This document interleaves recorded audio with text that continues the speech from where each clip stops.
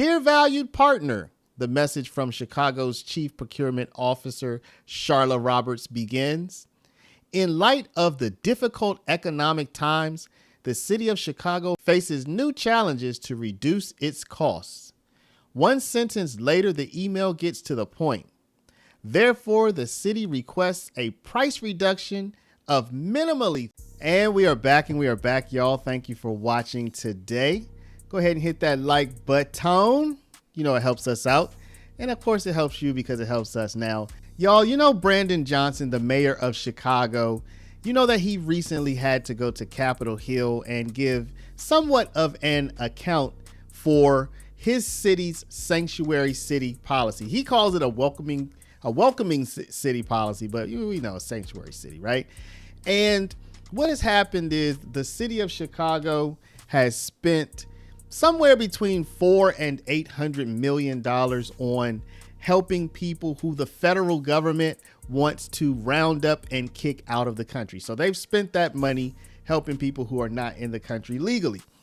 And now it looks like Chicago, like many other major cities and probably the country itself, they're facing something of a budget deficit. On the surface, it sounds great for Chicago. New money to repair crumbling streets, rusted light poles, bad bridges. But critics say while those fixes need to be made, the way the city plans to pay for it all is not. City Council narrowly approving an $830 million bond measure today. CBS Chicago political reporter Chris Ty is here to walk us through that decision. Marie, there was a lot of talk of kicking cans down the road. It's a political jargon we hear a lot. Yeah. Supporters of this bond say we can't kick down the road repairs for our kids. Critics say we shouldn't kick the can down the road on paying for all of this to the next generation. When my 5-year-old is 30, we will be paying $820 million over a period of 6 years on this very bond. Both sides using the kids will pay for it argument at council. We're not mortgaging the future of our children. In fact, we are building the roads that they're going to use. The $830 million bond would go to repair city roads and bridges, city building renovations, new city vehicles, streetlights, traffic signals, replacing lead service lines, as well as $1.5 million per alderman to use how they see fit. Doing nothing, supporters of the mayor's plan say would create chaos.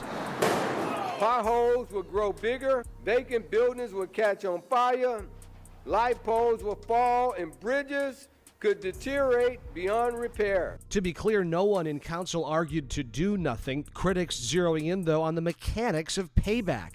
The $830 million bond will, in the end, cost the city $2 billion. The city choosing to pay interest-only payments through 2045, then begin paying off the principal. Critics wanted a bond half the size with a quicker payback to unburden future Chicagoans and prevent a further drop in the city's bond rating. It gives the mayor a slush fund to reward people who vote for these ill-advised budgets. This motion passes. In the end, it passed 26-23. Supporters say it's a safety net for an unstable financial pipeline from a Trump-run Washington that's targeting cities like Chicago.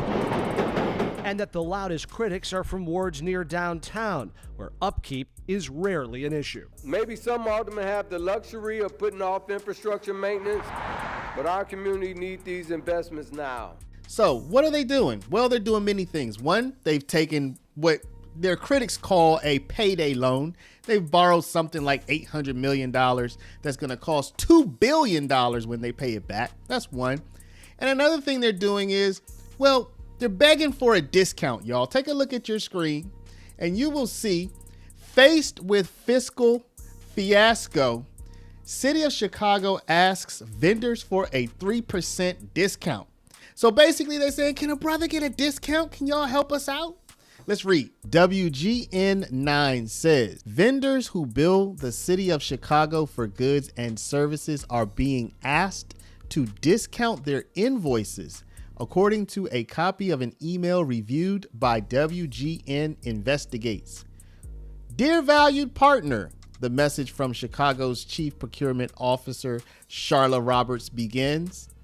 In light of the difficult economic times, the City of Chicago faces new challenges to reduce its costs. One sentence later, the email gets to the point. Therefore, the city requests a price reduction of minimally 3% off all invoices sent to the city for the next 12 months off any contracts you currently hold as a prime contract with the city. One alderman laughed off the request as pointless, saying vendors have previously negotiated their contracts. Quote, they don't have to do shiznit, end quote, the alderman said. Y'all listen, I'm just reading the news, okay? Another alderman, Ray Lopez, posted to social media, quote, what normally is loudly proclaimed in September as yearned efficiencies is now loudly demanded in springtime, proving Chicago mayor and his city council amigos overcharged taxpayers in order to create another slush fund to cover the impending 2025 budget shortfalls.